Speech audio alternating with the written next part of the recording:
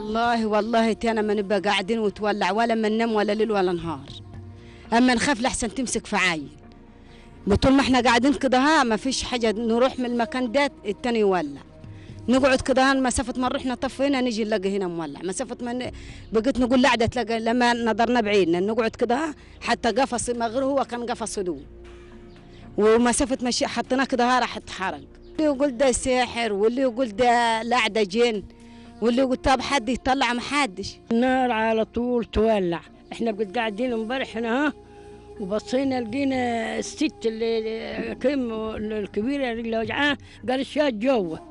مشينا مسافه البنت ما طبقت الخلقات لقينا النار مولعه في الخلقات وفي القفص. تولع وحديها بص قاعدين نروح مولعه واحده كده. في ما تولع حنا نطفيها هنا تروح مولعه جوه، نطفي جوه تروح مولع هنا في الدكان. نولع هنا بره، ولعت الثلاجه ولعت الصحراء دي عشيه طلعنا طفيناها وجبناها هنا. وعشيه كانت برضه الهدوم منشوره زي كما مخرم ميه وبقيت مولعه وهي مخرم ميه كده تنزل تحت في الحرق تحتها كان هدوم كده حرقوا على طول تحتها تحرقوا.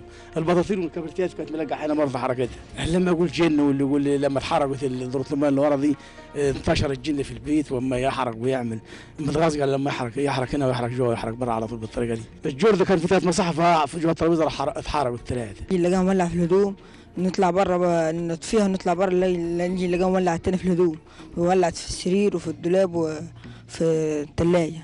مش هننام خالص هنا.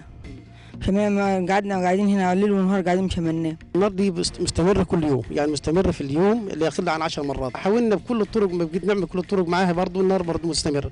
نقرا قران، نقول الذكر، نقول اذكار برضه هي مستمره. الناس قالوا اكيد في المكان ده في جن، اكيد المكان ده في حاجه. بدانا ندور على الناس، بدانا ندور على الشيوخ. كان في احد المشايخ موجود والشيخ ده موجود وهو بيقول الحاجات بتاعته اللي بيعملها والاوراد بتاعته اللي بيقولها، فجأة النار بتولع وهو موجود برضه. قاعد تاكل كده انت واولادك بص تلاقي النار قامت تيجي على النار فوق تحت جنب هنا بعدنا تعبنا نفسيا. والله الواحد اما يخاف فعلا يعني.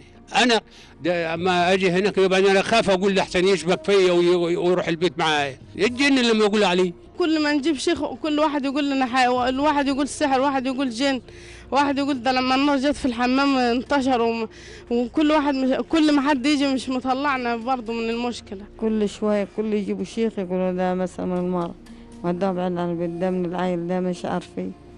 وكل يوم يجيبوا شيخ وكل شويه يجيبوا شيخين وكل شيخ رأي يختلف عن التاني. كل شيء مقدور عليه الا الجن والنار. في البيت ده بيقولوا في جن وفي نار. سكنوا الدار واهل الدار بقوا خارج الدار. يا رب نشوف حل لاهل الدار علشان الرعب يبعد عن هذه القريه. من داخل قريه الشرينه بصمالوط، احمد الكاس لمحطه مصر.